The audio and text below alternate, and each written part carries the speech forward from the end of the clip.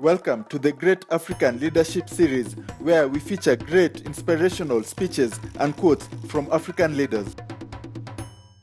Afternoon by my very good friend Simfiwe Masiza, who has given me the opportunity to share my thoughts with you this afternoon. I take the view that this continent has had a glorious past and that this continent has had her trials and tribulations, but her better days are in the future. There are those who, when talking about Africa, are in the habit of dealing with Africa as if it were one monolithic block. They do not recognize that the beauty of Africa is in her diversity. And indeed, when you care to undertake a geographical survey of Africa, you will be amazed at what the west of Africa offers, what the center of Africa offers, what the south of Africa offers, what the Horn of Africa offers, and what the north of Africa offers. That is the continent that we are talking about today. And we are talking about her because she continues in many ways to punch below her weight. And many are the commentators who take the view that the reason why she continues to punch below her weight is because the men and women who have had the privilege and honor to serve her in different political capacities or leadership capacities have not served her well. There may be merit in that assessment, but those who are quick to judge, those whose only claim to fame is that they are professional fault finders, must ask many questions before they judge and condemn Africa unfairly. This continent, and I remember, and if we are to judge this continent fairly, we must go back to the past and look to the past and ask about this continent. And there are many who have written about this continent. How many of you here will forget the great writings of Senegal's Anta Cheikh Diop, who has documented in many ways the glorious past of the continent of Africa, the great kingdoms in Africa. When Europe was still in the caves, Africans were building monuments. If they were not building them in the Ashanti Empire, they were building them in Monomotapa here in Zimbabwe. And there is a sense in which all those have been consigned to the Museum of History. And those who look at Africa see Africa as a scar on the conscience of humanity, not remembering that they were themselves co-authors of Africa's misfortunes. We are the only continent and the only people in the world who have been commodified. How many of you will remember that agrarian Europe had to commodify Africa in order to realize our level of development?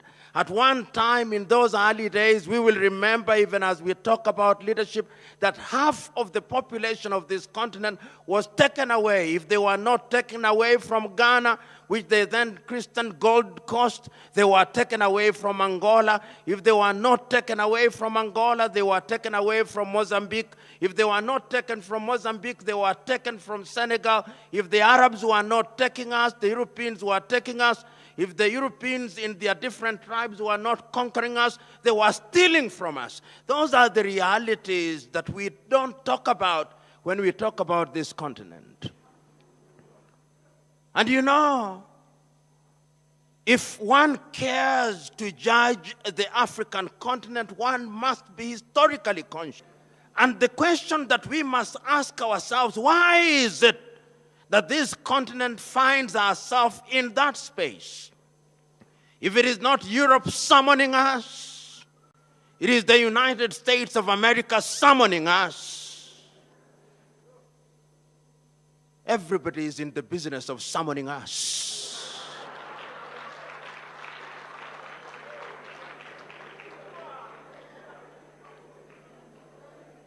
One may ask, what has this to do with leadership?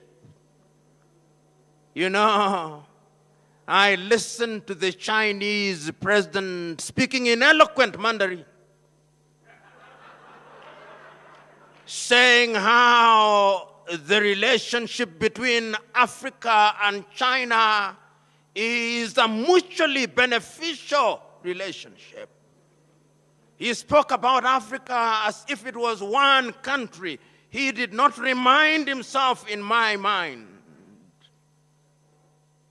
that there are 55 countries in Africa, or 54 if you ask Morocco.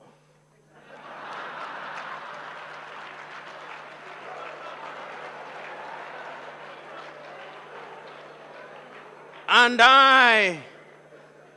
I listened to the Chinese president specifically mentioning the Gambia and a few other, and Sao Tome and Principe, that they were welcomed back to the world because they had renounced their relationship with Taiwan and they had now recognized the one China policy. Do I say this because there is anything wrong with China? No.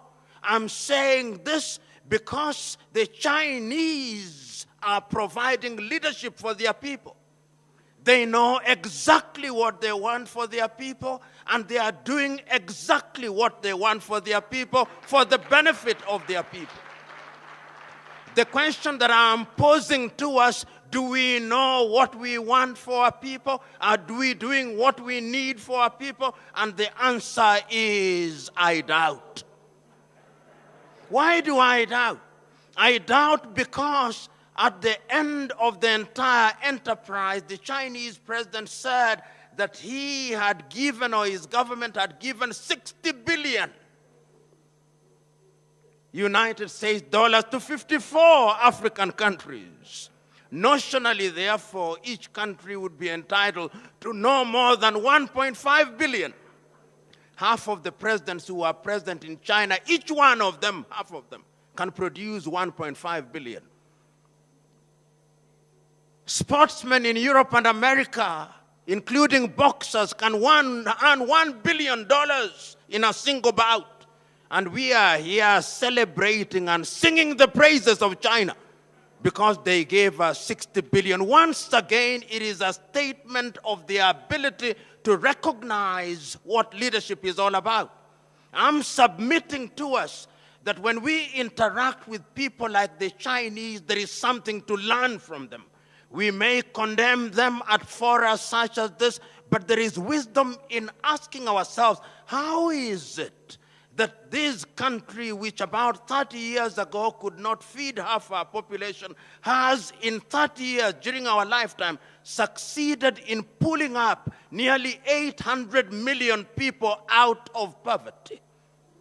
How is it that every road that is now being built in Africa, whether the road is in Benin or in Nairobi, Kenya, or in Johannesburg, South Africa, or in Kigali, in Rwanda, or the Democratic Republic of Congo, there is a Chinese firm whose name I cannot pronounce as the contractor for that firm. Those of you who are present in this assembly, go out now into the world. Go out into the world knowing and recognizing that Africa will be built village by village. Go out into the world to know that you are the drop that will make the ocean overflow. Go out into the world recognizing what the Chinese long recognized, that the greatness of the ocean is because the ocean does not reject any river. So go out there and take the knowledge that is necessary. So go out into the world recognizing that Africa will fail or succeed on leadership, and leadership means servanthood. So go out there. The world has seen too many comedians. The world now wants actors who will serve. Go out and be blessed. and share this video with friends and family to support the channel.